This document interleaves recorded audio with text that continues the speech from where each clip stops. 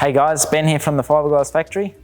Today I'm just going to be showing you what we're going to be doing with this motorhome, but before we get started, if you could do us a favour and hit the subscribe button, that'd be fantastic.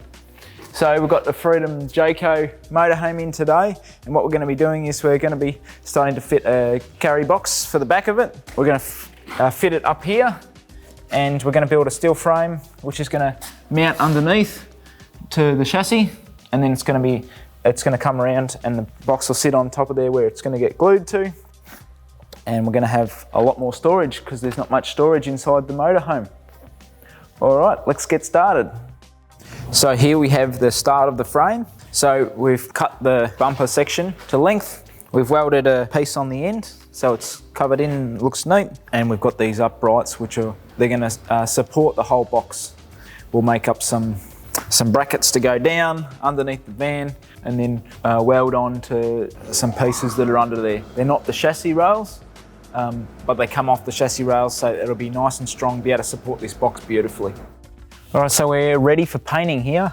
I made up this frame. This sits underneath the van. This is where the box is gonna sit.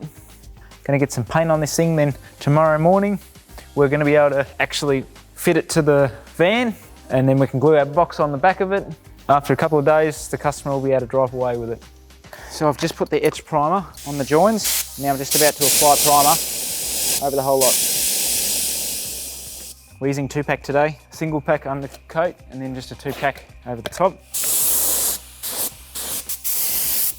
So the RHS we're using is 50 by 50 and we've chosen 2.5mm thick steel, and then we've just got some small gussets here just to give it a real good bit of strength in case they put something over the limit in it.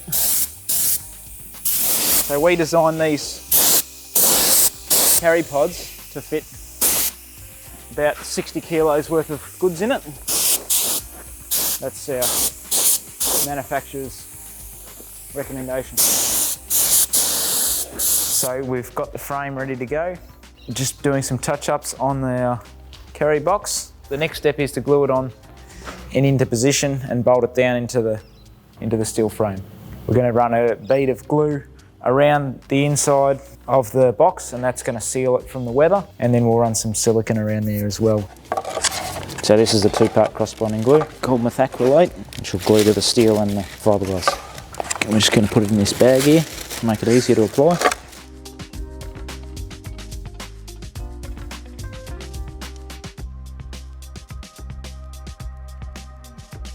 So this is where we're at. We've fitted our box, we've glued it on the back, we've siliconed around the edge on the outside, and we've also siliconed around the inside.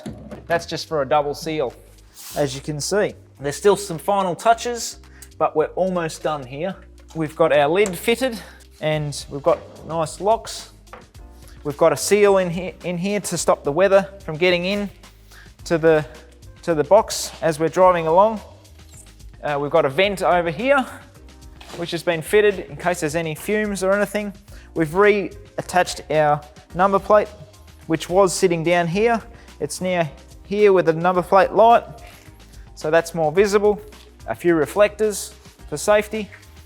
This bar here is also a good bumper bar just in case we accidentally back into something.